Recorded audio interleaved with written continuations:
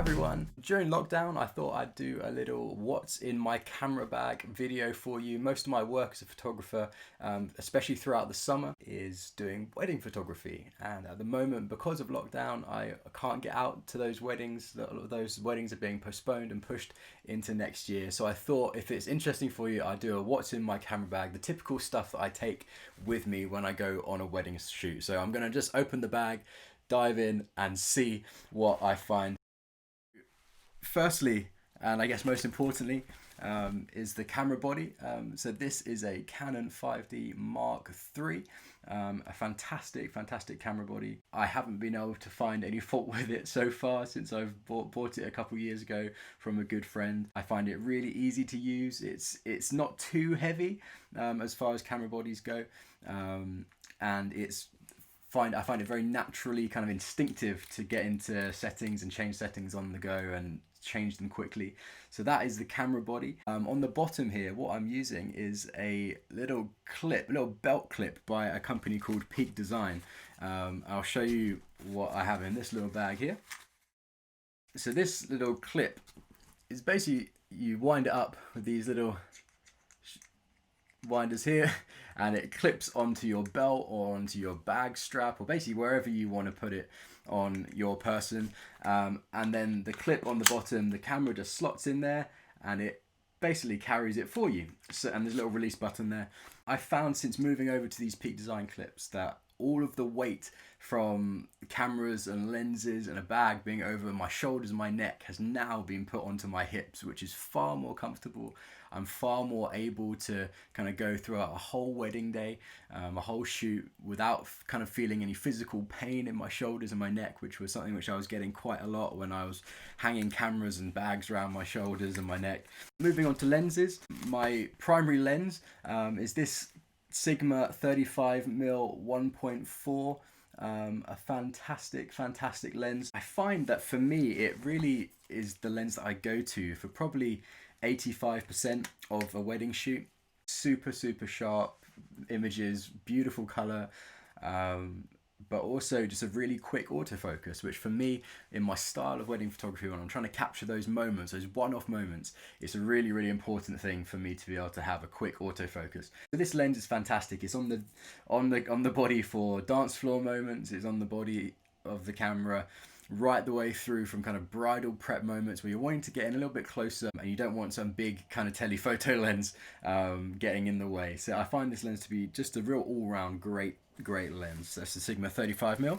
But for those moments where you want to get in a bit closer but you can't physically get into that sort of space, I switch over to this Sigma 7200mm lens, and this is a 2.8, so it's a lovely telephoto lens which you can get in right nice and close. I use this especially for moments like during a ceremony where you can't be right in the front of the view of the people or in the face of the bride and groom as they're doing their vows, but you can take a few steps back and from a bit of a distance get in really nice and close and still get really great sharp images. Also use this primarily during speeches, kind of later on in the day where people are giving speeches, and obviously you don't want to be the photographer who's standing in the way, blocking the view, ruining the moments, but you can get in nice and close with this 70 to 200mm lens. Working through the bag a little bit more, so what I've got down here is a Canon speedlight or a flash gun, whatever you want to call it. So this is a 580 EX2 speedlight. I'm not a really technical photographer, so for me this speedlight, I don't feel I need to know all of the tiny details of what it can do, but I will use it for dance floor moments to try and capture the action and get it frozen in time. That's the flash. Moving on, always very helpful to have a flash stand. So this is just a standard kind of flash stand made by a company called Mkiii. Pop the flash on the top if you need to. To go along with that, I always take this Godox softbox with me as well. Deep down in the bag here somewhere, there we go. I've got two of these remotes for the flash. So this one of them goes on the bottom of the flash and flash mounts onto here and you turn that one on, and then this one goes on the top of the camera and they pair up and they do a great job of kind of remotely being able to trigger the flash when it is off the camera. So a really essential part of my camera bag is obviously my battery charger for the Canon batteries, and obviously a spare battery which is charged up and ready to go before the day starts. So those are obviously really essential. I also just carry around with me a load of AA batteries, AA batteries, which are the batteries that I need for the speed light for the flash cam. And of course, you can't go on a photography shoot without plenty of SD cards or CF cards. I use these two CF cards, which are both 32GB cards, to cover pretty much the whole day shooting in RAW, so that goes straight onto there. They're in the memory card slot 1, the primary card slot on the camera, and then I'll chuck these SD cards in the secondary slot on the camera, just to capture in JPEG, just in case for some reason these were to get lost or broken or damaged in some way. I've got the backup there. Got a little sort of rainproof cover there just in case. Other really important things as a wedding photographer, especially, as I always have a water bottle.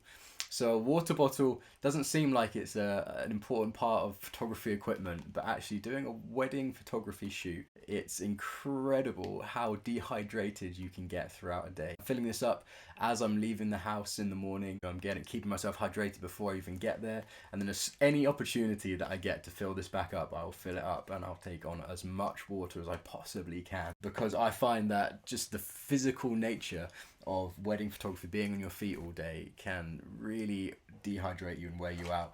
Hence why I always take around with me some kind of ibuprofen or paracetamol, something for headaches, if later on in the day when you're just physically drained and the headaches can kick in. I'm a diabetic, so I will always have with me something like wine gums or jelly babies as well in my camera bag. So kind of snacks packed full of kind of carbohydrates, just again to keep me going. Some wedding shoots there's food everywhere, and other wedding shoots actually it can be quite a while and you're not sure exactly when the next bit of food's going to be. So for me it's really important to make sure I come prepared, I come with food and snacks with me to keep myself going. Something else which I always take with me, which rarely ever gets any use, is a tripod.